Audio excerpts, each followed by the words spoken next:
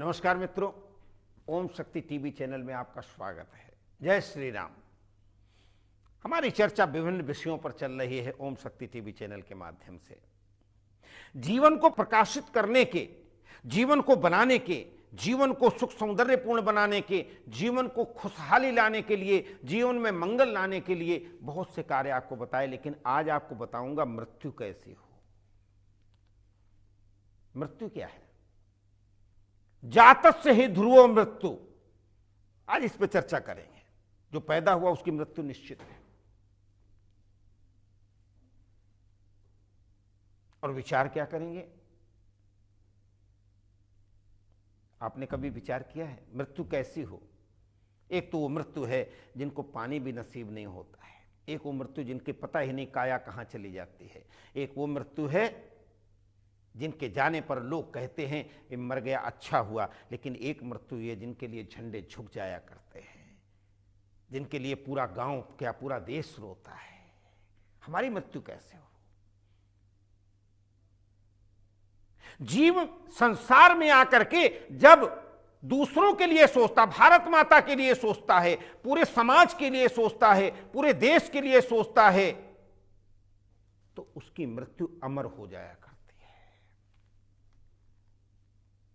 अजामिल ने कुछ नहीं सोचा। अजामिल के घर साधु सन्यासी आए। उन्होंने कहा तू तो बड़ा पतित है, लेकिन एक काम कर, तेरा अगर बेटा होगा उसका नाम नारायण रख लेना। अजामिल के बात समझ में आ गई। उसके बेटा हुआ, उसने अपना नाम नारायण रखा। और मृत्यु के समय उसने क्या बुलाया? नारायण कहां है? नारायण किसका नाम है? परमात्मा, परब्रह्म परमात्मा आनंद कंद का नाम है। भगवान विष्णु का नाम नारायण है।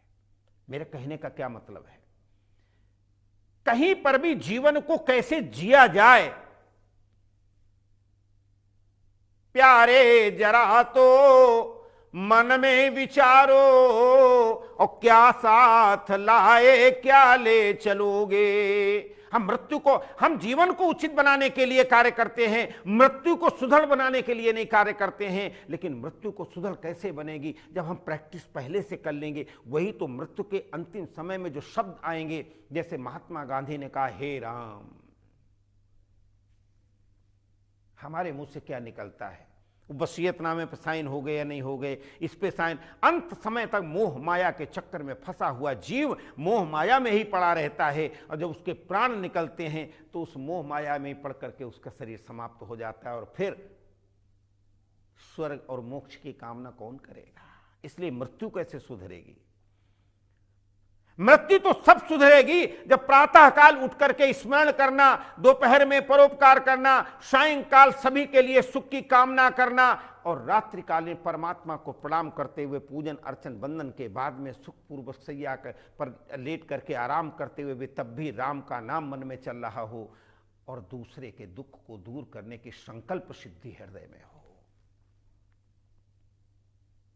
तब कैसे होगा?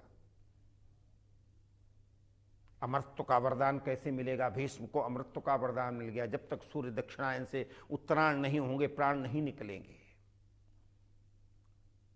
बहुत बार यह होता है कि लोग कह देते, डॉक्टर कह देते, सब कह देते इसकी मृत्यु होगी, लेकिन उसकी मृत्यु नहीं होती, क्योंकि उसके संचित कर्म शेष होते हैं।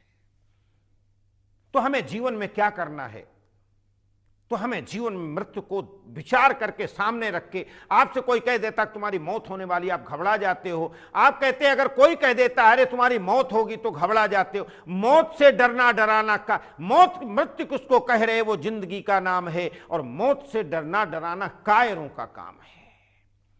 हमारे यहां जितने योद्धा रणांगण में जाते थे वो जानते थे मेरी मौत होगी, लेकिन सर हथेली पे लेकर के चले जाते थे। भारत माता की रक्षा करने के लिए जो वीर जवान तमाम से जो सीमा क्षेत्र में डटे हुए, उनको पता है मेरी मृत्यु होने, कोई भी गोली आके लगेगी और राम नाम सत्य हो जाएगा, लेकिन वो भारत माता की रक्षा करने के लिए डटे हुए हैं। इसीलिए तो उनकी मृत्यु के बाद में झंडे में लपेट करके उनको दाह संस्कार किया जाता है, उनको सम्मान दिया जाता है, तोपों की सलामी दी जाती है।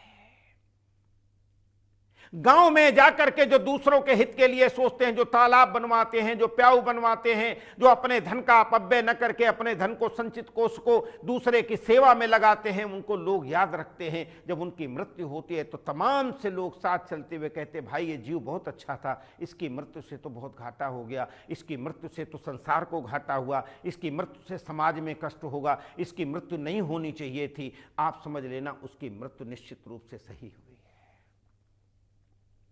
लेकिन बहुत से ऐसे भी होते हैं जिनकी मृत्यु पे कह दिया जाता है ये मर गया, बहुत अच्छा हुआ, बड़ा कष्ट देता था। इसलिए न किसी को कष्ट देना, न किसी को दुख देना, किसी के गलत कार्यों में शामिल होना, न व्यसन में शामिल होना, अपना काम करना और उस काम को करते हुए अपनी मृत्यु को स्मरण करते हुए आज नहीं कल, कल नहीं परसों मृत्यु तो आनी है। उस मृत्यु का स्वागत करने के लिए हमें परमात्मा स्मरण करना है, हमें ध्यान करना है, हमें मनन करना है, हमें निधिध्यासन करना है, हमें परब्रह्म परमात्मा का निरंतर सीताराम सीताराम उनका स्मरण करते हुए और अपने कार्य को सही रूप से करना है, अपने कार्य में मन लगाना है। और जब अपने कार्य में मन लगाओगे ना, अपने कार्य को करोगे तो निश्चित रूप से परब्रह्म परमात्मा आपकी सारी विनती सुनेगा और तब आपकी मृत्यु सुंदर हो जाएगी, सुलभ हो जाएगी, बढ़िया हो जाएगी, आनंदित हो जाएगी। आपको पता नहीं लगेगा ये आत्मा से परमात्मा का मिलन कब हो गया।